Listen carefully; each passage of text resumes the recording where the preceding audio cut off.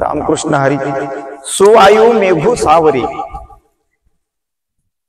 चंद्रे समुद्र भरे, मातला रसू आदरे श्रोतयाची।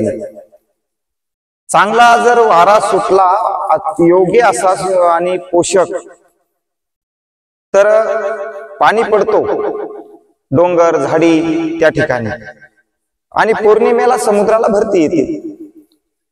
तस कथेमध्ये जर श्रोते पोषक असतील तर कथेमध्ये तो रस निर्माण होतो।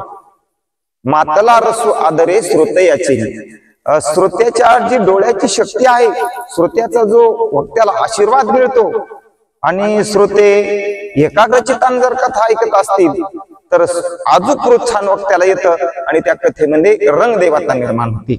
म्हणून मायबाप श्रोत्याला विनंती आहे, वक्ता कोणताही कसलाही असो पण श्रोते जर योग्य असतील, जांभळी देत नसतील, उठून जात नसतील, आळस देत नसतील, मांडी मोडीत नसतील, बडबड करत नसतील तर त्या कथेला रंग येतो हे वेगळं